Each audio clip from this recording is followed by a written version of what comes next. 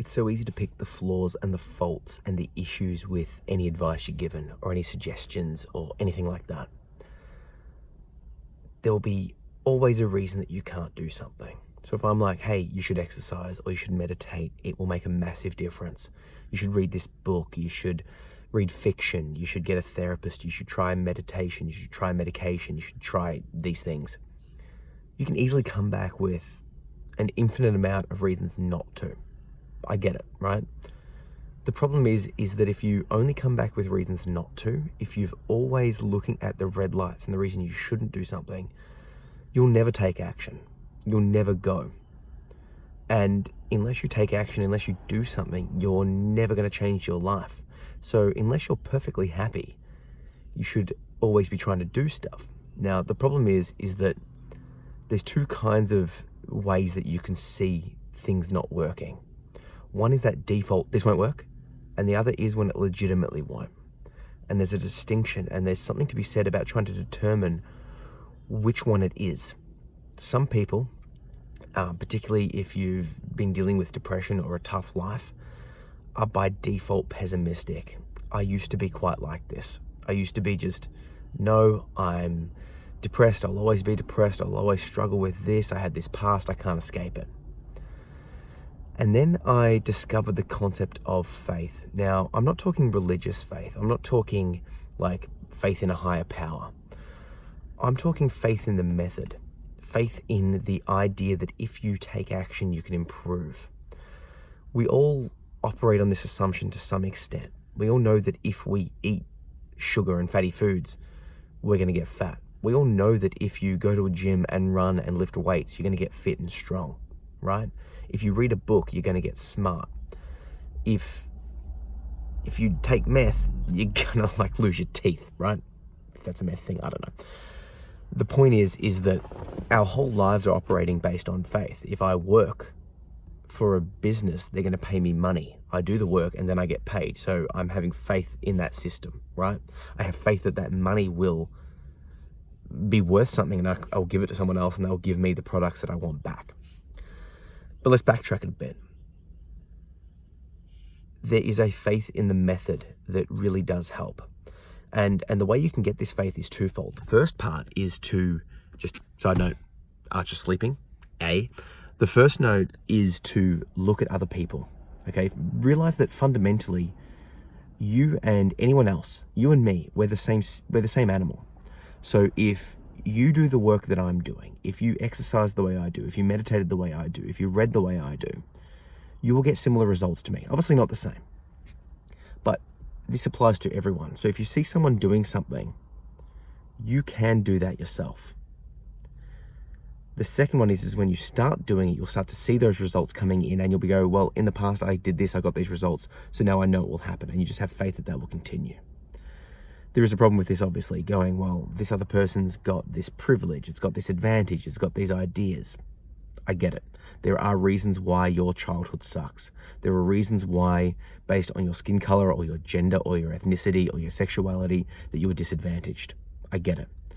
But I would consider the fact that you are listening to this video on a phone or a computer right now to be evidence that you have privilege that far outseeds the majority of the world, right?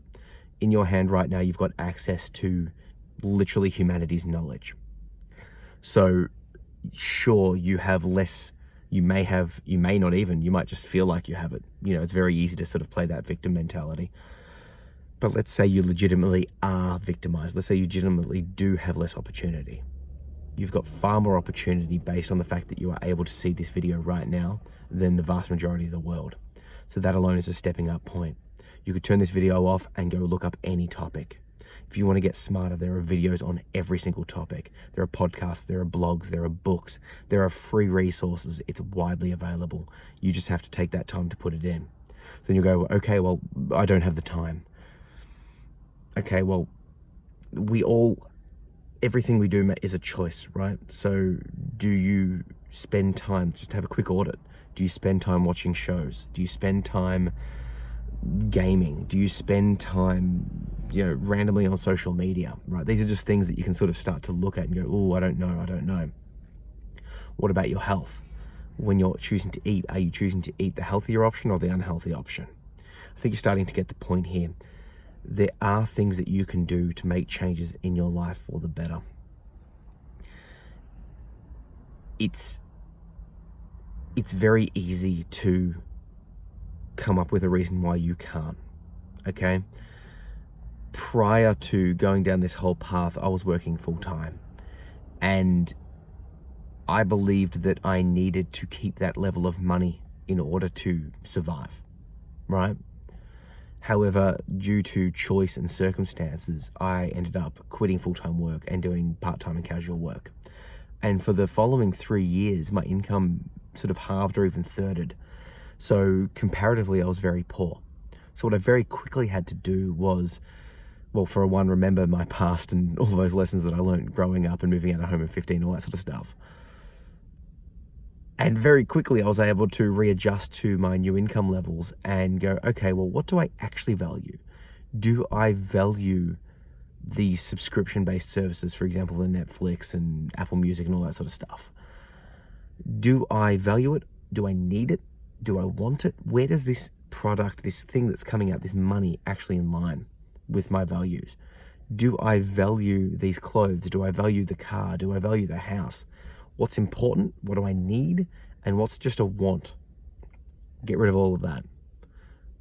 I made sure that I was able to use the money on what I needed, then spend it on what I valued, and if any is left over, I'm going to invest it in the future, right?